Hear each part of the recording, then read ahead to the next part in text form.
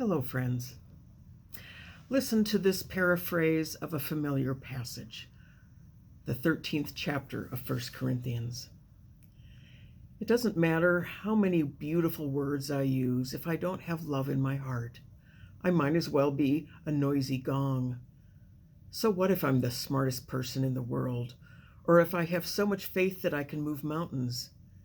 If I don't have love, I am nothing. I can give away all that I have to the poor, but if I have no love in my heart, there is no point to being me. Love is patient. Love is kind. Love is not envious or full of itself or rude. It does not insist on getting its own way all the time. It is not irritable or resentful. It's not happy when something goes wrong for someone else. It can handle a lot. It believes all things, hopes all things, endures all things. Love never ends.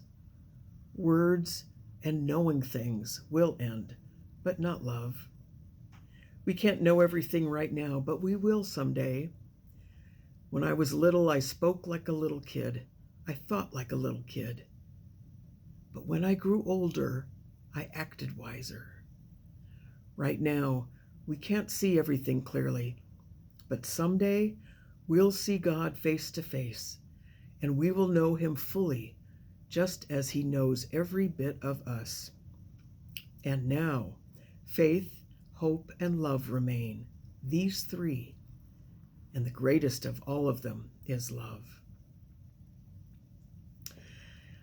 I have more grandchildren than I did the first time I preached on this text. Even more importantly, I have children who are now parents. Parenthood, much like church, is a training school for patience and love. When you have children, you discover a whole new kind of love.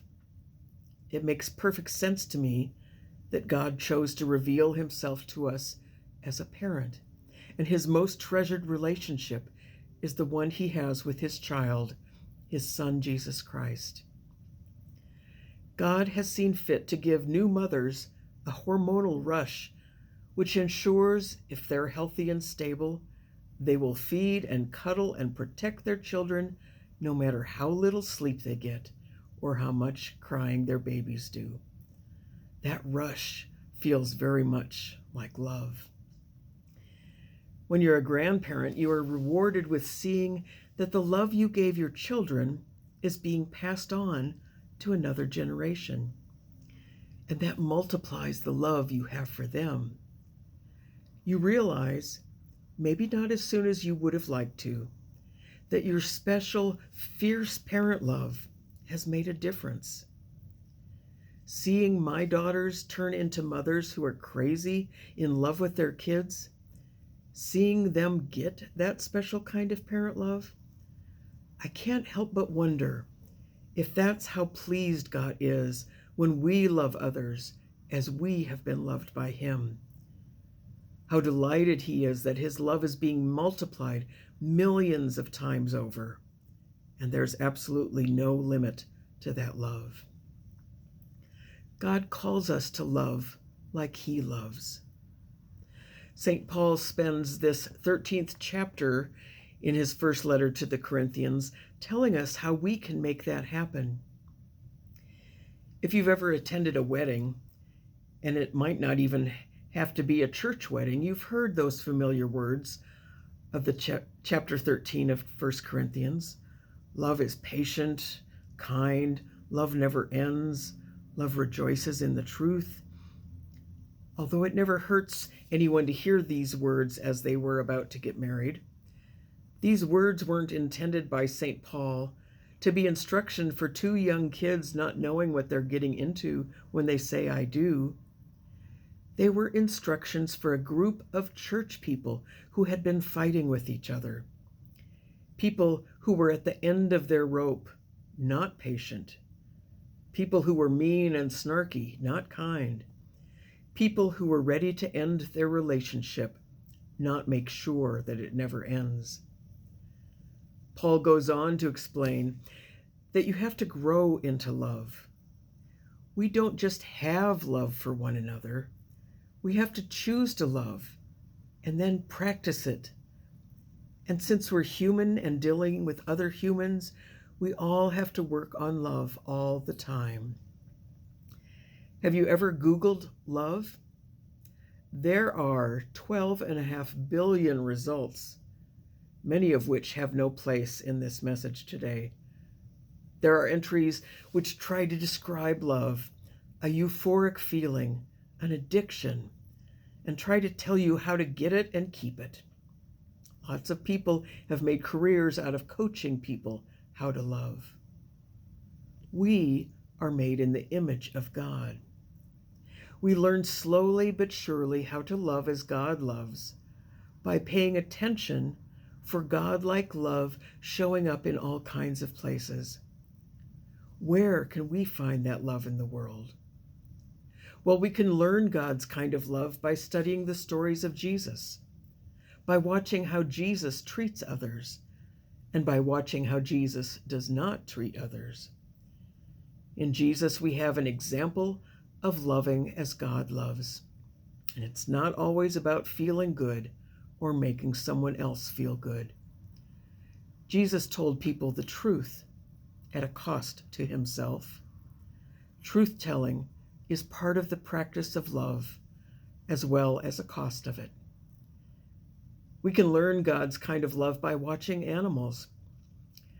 I'm not sure I want to know how my cats feel about me, but when I had a dog, I was absolutely certain of her unconditional love. We can learn about God's kind of love by reading about the lives of people who figured out how to love. We call them saints. Saints aren't people who were created any differently than you or me, but they figured out how to be who God wanted them to be and how to love as God loved, no matter the cost. The most difficult lessons of love are learned in community. It's ironic, I know, but you can be part of a loving community without actually liking everyone in it. Paul tells us that love is something we need to work on, and that we will never get it right until we're face to face with God in the larger life. Being loving is more about how we treat each other to our faces and behind our backs, and less about how we feel about each other. It's about treating each other with respect and dignity. Just because we're Christians doesn't mean love is easy. Just because we all love Jesus doesn't mean it's not work learning how to love each other. But we can be practitioners of love by heeding Paul's words. At best, a community of faith is a model for the world on how to love. The church often is not a good example because we've often lost our focus on learning and teaching love and focused more on morality and religiosity. What will the neighbors think? It doesn't matter so much what our neighbors think about us, but it matters that our neighbors think about God when they watch how we treat each other and interact with those who are in need of our help. I hope our neighbors think when they see us, they love like God loves. They are kind and patient. They are not arrogant or greedy. Love is a lifelong lesson. We eventually grow into the love that God has intended for us. So learn love however you can.